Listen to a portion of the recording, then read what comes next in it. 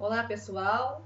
Nessa videoaula nós vamos aprender um pouquinho mais sobre a China e a Índia, dois países aí, né, emergentes na economia, né, se destacado aí na economia. E esses países, eles fazem parte aí do capítulo 19, né, do livro didático de vocês, porque eles têm algumas semelhanças, né, em relação à economia, em relação à população, que se destacam aí em relação aos demais países. Bom, esses países, eles tiveram um colonialismo um pouquinho diferente. Esse colonialismo foi muito intenso no sudeste da Ásia e no Oriente Médio, também na América Latina. Nós vimos isso durante o ano. Só que na Índia e na China foi diferente. Por quê? Porque quando os povos, né, europeus chegaram para tomar aquele território, ali já existia uma estrutura social bastante organizada, né, além de um numeroso exército, que dificultou esse processo de colonização da China e da Índia. Além disso, tinha a questão da religião. Eles eram muito fiéis aos princípios da religião, à conduta moral. Então, isso acabou dificultando esse processo de colonização naquele território. Uma das pessoas que se destacou, né, na Índia em relação a esse processo foi Mahatma Gandhi, conhecido como Grande Alma, significa grande alma. Ele agia de uma forma muito pacífica, né, diante da Inglaterra. O que ele fazia? Ele pregava a resistência, a dominação e a luta contra os britânicos por meio de uma não violência e da desobediência civil. Ele incentivava a população, através, né, das suas palavras, a boicotar os produtos ingleses, a fazer greves de fome. Também ele fazia unir os povos muçulmanos e os hindus, tudo em prol de uma independência da Índia diante da Inglaterra. Bom, tanto a Índia como a China, eles fazem parte de um acordo econômico chamado BRICS. O BRICS, na verdade, tem esse nome devido à junção das iniciais de alguns países que formam esse acordo. No caso, veio o Brasil, a Rússia, a Índia, a China e, por último, aí entrou a África do Sul, né, que em inglês, né, começa com a letra S, formando aí esse acordo chamado BRICS. Nesse acordo, né, o Brasil, a sua grande participação está no comércio com a China, seu grande parceiro comercial, né? E esses países, eles têm como características, né, semelhantes a sua grande arrancada econômica nas últimas décadas, né? Eles compartilham uma situação econômica com índice de desenvolvimento bastante parecidas, são países emergentes, né? Então, essa aliança é uma aliança econômica, né? Formando aí esse acordo com esses 5 países hoje.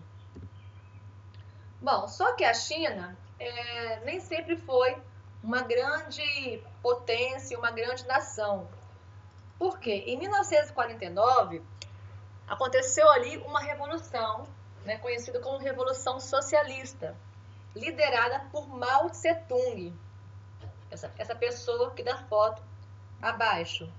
E esse Mao Tse-tung, ele liderou essa revolução com o apoio da população, que via o esforço dos militares comunistas na luta contra o imperialismo, né?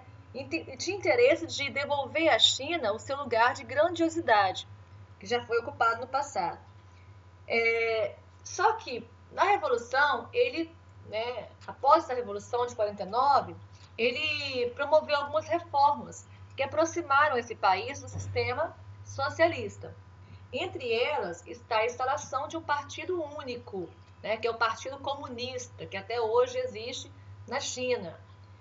Além disso, ele planificou a economia, ou seja, a economia passou a ser controlada e centralizada pelo Estado. Também ele estatizou os meios de produção. os meios de produção passaram a ser controlados pelo Estado. Promoveu também a reforma agrária e a coletivização das terras daquele país. Bom, também ele tinha, o Mao Tse-tung, algumas ideias, né, e medidas expansionistas. Então, o que ele faz? Ele invade, né, logo de início, o Tibete. O Tibete era um reino localizado na porção oeste do território da China, que tinha ali uma estrutura política, econômica e principalmente cultural. Então, ele manda pessoas de sua confiança para a invasão desse território, ocupando aí cargos do governo, né? Chefiando aí grandes empresas que ali se instalaram. E no Tibete tinha um líder, né? Que é essa pessoa aqui da foto, chamado Dalai Lama.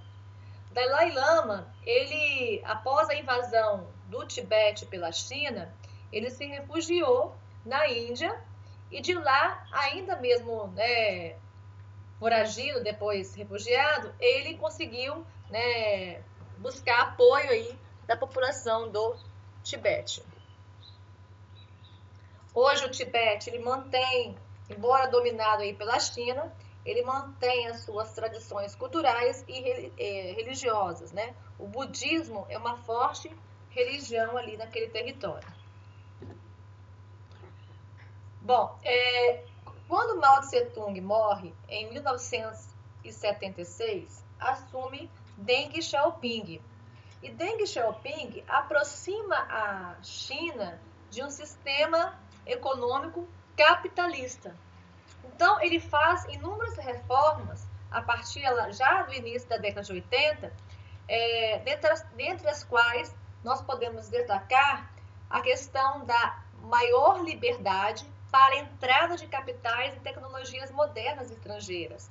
O objetivo dele, né, na fala dele, né, que eu coloquei aqui em cima, era investir em tecnologia para desenvolver a China, né? Aumentar a sua capacidade de autodependência. Além disso, ele dá maior autonomia às empresas estatais, amplia o comércio externo e incentiva o turismo. Então, a partir dessa abertura econômica e não política da China, o Deng promoveu o intenso desenvolvimento da China, que coloca esse país hoje entre as maiores economias do globo. Bom, então ele adota um sistema um pouquinho diferente, chamado sistema socialista de mercado. Esse sistema, ele mistura características tanto socialistas como capitalistas. Na parte política, né, seriam as características mais socialistas. Na parte econômica, mais capitalista. Então, ele faz aí várias reformas econômicas, né, nesse país, aproximando do capitalismo. Que reformas são essas? Ele incentiva, né, a instalação de multinacionais em seu país. Através de quê? Através de incentivos fiscais e uma mão de obra que é extremamente barata, né, que atrai aí as empresas para aquele território. Só que algumas características, principalmente no âmbito político, ainda estão voltadas para o sistema socialista. Por exemplo, a existência de um partido único, né? Hoje ainda nós temos um único partido, que é o Partido Comunista da China. Além disso, ele controla os preços, os salários, né? E também os sindicatos que ali existem. A repressão à imprensa, né? A censura também é controlada pelo governo. Também não existe democracia, né? Além disso, o que ele faz? Para incentivar a exportação, ele desvaloriza a moeda nacional. Com a moeda nacional chinesa desvalorizada, ele incentiva e favorece a exportação. Nós consumimos aí tantos produtos da China, né, que nós nem sabemos contar quantos são. Bom, um outro problema, né, da China, que o governo tem criado políticas para isso, é a questão demográfica. A China hoje é o país mais populoso do mundo, ultrapassando aí 1,3 bilhões de habitantes. E é uma preocupação do governo, por quê? Porque pode vir a faltar, né, e já vem faltando em alguns casos, alimento, o acesso aos serviços básicos de educação, de saúde e a questão também ambiental, né? Então, o governo ele passa a adotar uma política, né, chamada política do filho único, na qual os casais só podem ter um único filho. E essa política foi importante para a China porque ela reduziu o seu crescimento demográfico, principalmente aí a partir da década de 70. Só que essa política, hoje, ela passou por algumas transformações. Hoje eu digo a partir do ano passado, que essa política, né, passou a ser alterada para a política de 2 filhos por casal, conforme a notícia aqui retirada do G1.com.br, né? Em 2015, em outubro, o Partido Comunista anuncia que casais poderão ter até 2 filhos. Porque a grande preocupação do governo, né, os casais terem poucos filhos, é o envelhecimento da população, né? Só que, voltando à política do filho único, que foi adotada até aí 2015, já tiveram algumas manifestações de ordem, né, mundial em decorrência dessa política. Em 2012, né, um caso de uma mulher de 23 anos foi obrigada a abortar com 7 meses de gravidez. Isso aí foi condenado pela ONU, né? Houveram alguns escândalos também em relação à esterilização e ao aborto. Então, essa política foi muito questionada e muito levada à discussão internacional. Bom, mas a China não é um território tão grande, né? Por que falta espaço? Porque grande parte dela, principalmente aqui a costa oeste, é pouco povoada. Porque aqui existem cadeias de montanhas, existem desertos que dificultam a ocupação humana. E grande parte da população está concentrada na costa leste do país, onde nós vamos encontrar as zonas econômicas especiais, como a de Xangai, a de Cantão e outras mais. Então, são verdadeiros formigueiros humanos, né, concentrados aí na costa leste do território. Cidades com mais de 10 milhões de habitantes. A questão hídrica também é uma grande preocupação na China.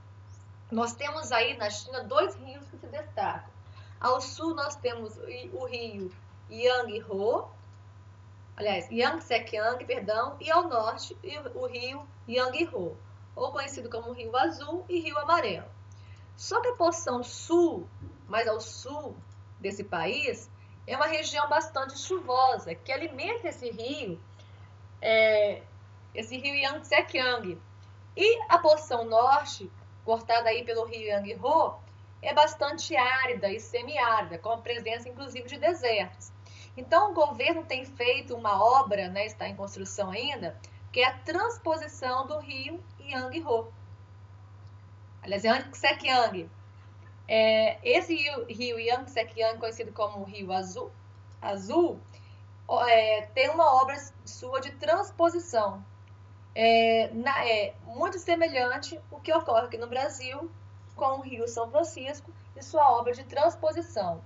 Mas isso vai resolver o problema, né, da falta de água da porção norte, né, do território da China, né? É um alerta para nós aí que investimos também na transposição do rio. Vai gerar outros problemas de ordem social e também de ordem ambiental.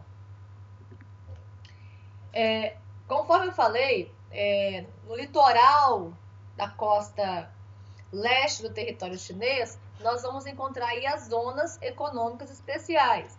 O que são essas zonas? São regiões da China que têm uma legislação mais flexível, com a isenção de impostos, né, ou até mesmo a redução, nós vamos encontrar aqui cidades portuárias que favorecem, né, o comércio externo. E isso aí foi uma política, né, uma medida adotada pelo governo de Deng Xiaoping para desenvolver a industrialização naquele país. Só que essa política para desenvolver uma economia voltada para o mercado externo. Não é à toa também que ele criou portos justamente nessas regiões. Bom, e nós temos aí, com a entrada de inúmeras multinacionais, né, essas zonas econômicas especiais principalmente, uma mudança na cultura e nos hábitos da população chinesa. Então, se nós tínhamos antes, né, um predomínio do uso aí de roupas cinzas, bege, as cidades hoje estão cada vez mais modernas, com a presença dessas multinacionais. Então, a população frequenta shoppings, né, come no McDonald's, usa tênis Nike,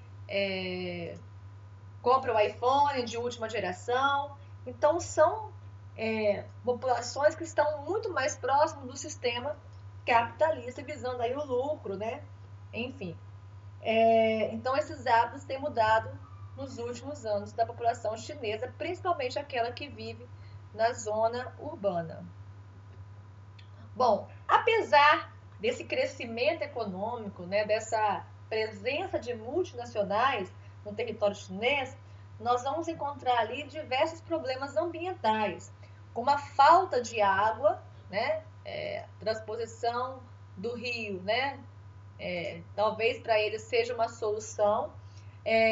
Nós vamos encontrar fenômenos como a desertificação, a questão da poluição do ar, pessoas utilizando aqui uma máscara para poder evitar inspirar aquele ar poluído, né, causando assim doenças, e também a questão do lixo, né, é um grande problema, o lixo eletrônico. Os alunos fizeram esse ano um trabalho sobre o lixo nos países desenvolvidos e subdesenvolvidos, e a China é um grande produtor de lixo, principalmente lixo eletrônico, né? Bom, outro país que trata nesse capítulo é a Índia. A Índia é o terceiro maior país da Ásia, em extensão territorial. Além disso, é o segundo país mais populoso do mundo, perdendo apenas para a China. E o hinduísmo é a sua religião, né? É a religião que predomina naquele território, naquele país que é a Índia. E esse hinduísmo está ligado ao sistema de castas. Ou seja, o que é o sistema de castas? É um sistema de segregação social. Ou seja, ele é definido pela hereditariedade. As famílias pertencem a determinadas castas que não pode haver casamento entre castas diferentes, segundo a tradição do hinduísmo. E esse sistema de castas acaba atrapalhando o desenvolvimento econômico da Índia, né? Uma pessoa que nasce numa casta, segundo eles, não pode mudar de castas. Aí, esse sistema, ele surge há muito tempo, ele surge antes de Cristo, né? É um sistema bastante antigo. E o governo indiano, ele não reconhece a existência desse sistema de castas, tá? Embora, na prática, ele ainda existe no território, dentro da Índia, atrelada aí à questão religiosa. Nessa imagem aqui, eu coloquei um senhor, né, que é um Dalit, que são chamados intocáveis, ou conhecido também como os párias, que são as pessoas que executam os piores serviços na Índia, né? Como, por exemplo, os varredores de rua, né? Ou outro serviço que exige, né, uma menor qualificação e um trabalho mais sujo, vamos dizer assim. A questão demográfica na Índia, né? Falei agora há pouco para vocês que é o país, né, já tem mais de 1,3 bilhões de habitantes, né? talvez venha até ultrapassar a China. E essa é uma preocupação do governo da Índia, desde a década de 60. Mas, diferentemente da China, o governo da Índia, ele promoveu um rígido controle da população, do crescimento demográfico, da população de baixa renda. Porque ele queria reduzir a pobreza, né? A fome e a gravidade do quadro social que existia ali, através da redução da população de baixa renda. Então, para reduzir esse quadro, ele muitas vezes, o governo da Índia, ele forçou a esterilização em massa dessa população mais pobre. Limitou também o número de filhos para essas famílias, né? E também divulgou métodos contraceptivos. Só que a questão do crescimento populacional na Índia está muito ligada à questão cultural e religiosa. Por quê? Muitos indianos acreditam que, tendo muitos filhos, terão mais chances de conviver confortavelmente quando forem idosos. Então, na China, voltando aqui à China, o governo impôs aí a política do filho único.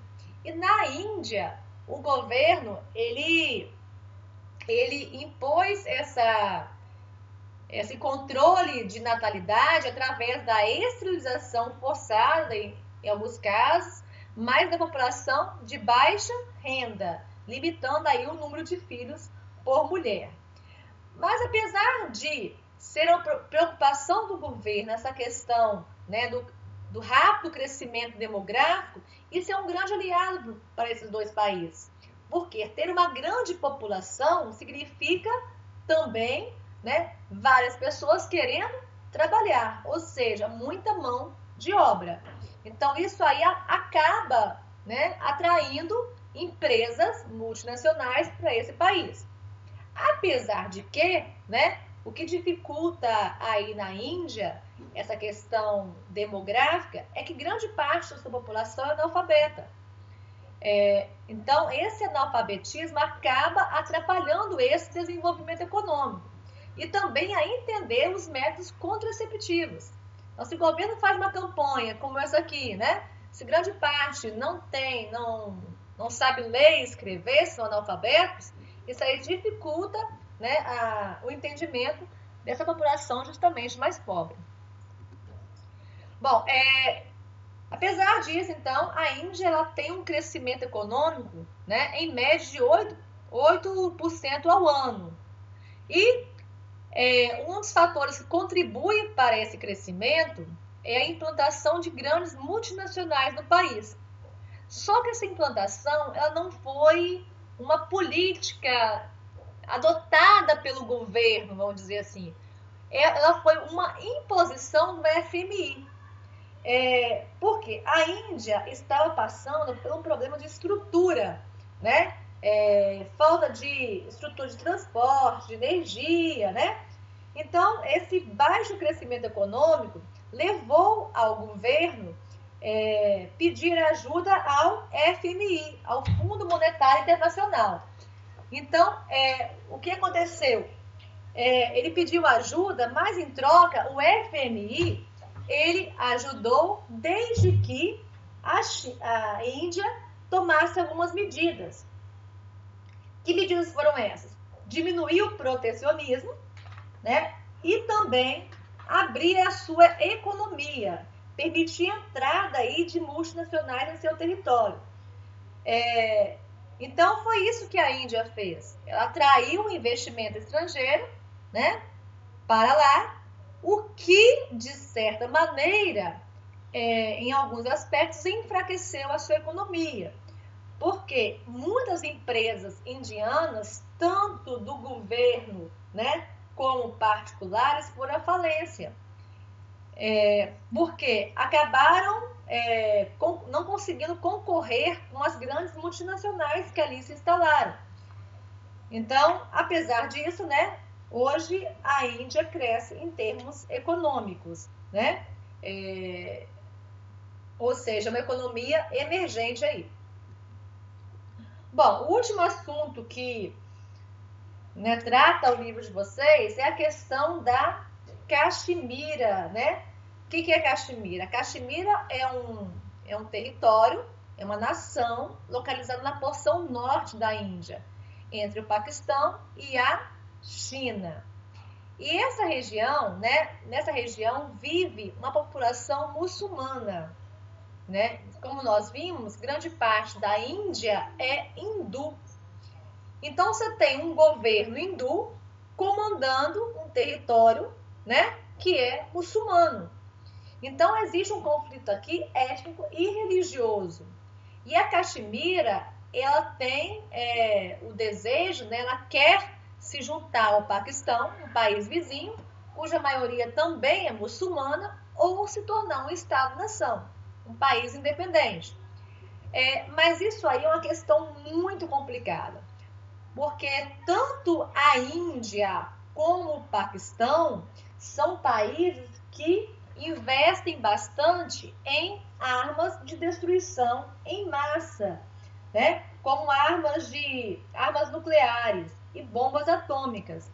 Então, um conflito envolvendo a Índia e o Paquistão gera preocupação para vários países, né? E, além disso, outra questão, né, que atrapalha a independência da Caxemira é a questão muito religiosa também. Por quê? Na Caxemira está localizada a nascente do rio Ganges. O rio Ganges é um rio sagrado para o povo hindu e não para o povo muçulmano.